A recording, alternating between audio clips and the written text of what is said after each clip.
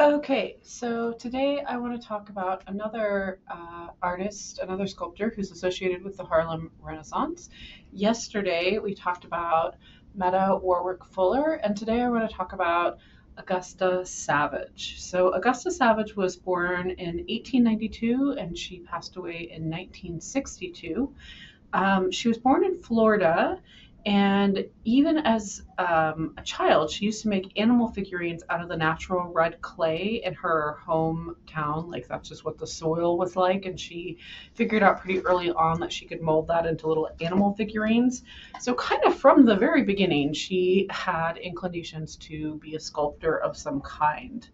Um, she lived with her father at the time, and her father opposed her interest in art and, in her words, almost whipped the art out of me. So, even though she showed this interest in art from a young age, it was pretty harshly dissuaded by her father.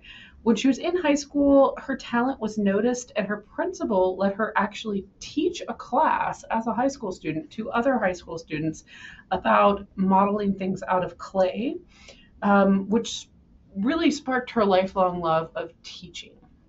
She moves to New York City in 1921 and she goes to Cooper Union and studies sculpture there. She graduated in only 3 years. She was very devoted to her studies. She had a lot of joy in finally being able to study and pursue sculpture like she had always wanted to. Her first commission was for a bust of W.E.B. Du Bois for the Harlem Library. And after that commission, more commissions came in. She did an excellent job with it and attracted the attention of other patrons in New York. Eventually, she too goes to Paris and she studies at the Académie de Le Grand Chaumier. And when she's there, she exhibits and wins awards in the Paris Salon. She exhibited in the Paris Salon a couple of times and won several awards in so doing. She returned to the United States in 1931. In 1934, she became the first African American to be elected to the National Association of Women Painters and Sculptors, which was a big deal for representation.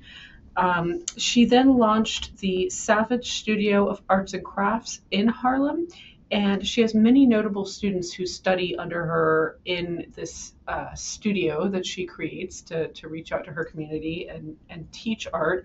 One of her notable students is Jacob Lawrence, who I haven't talked about yet, but I'll talk about him a little later this month. Um, this particular work that we're looking at, which is called The Harp, was created for the 1939 New York World's Fair. She was one of only 4 women and only 2 African Americans to receive professional commissions from the Board of Design for the World's Fair. So that was a pretty big commission, and lots of people saw this work because the World's Fair is a pretty big deal. I want to just scroll down here and grab this other picture. So for scale, here she is in her studio working on this piece. It was 16 feet tall. It was a plaster sculpture, and it was the most popular and the most photographed thing at the fair. Small bronze souvenirs were sold as were postcards. So this other image is actually of a small bronze version of this, and these kind of exist. You see them come up on eBay and in auction houses and things occasionally, but the actual work was 16 feet tall and made out of plaster. So, Augusta Savage, fabulous artist, very successful in her own time. Also, importantly, an arts educator who shared her knowledge and her passion with young artists in her community in Harlem. All right.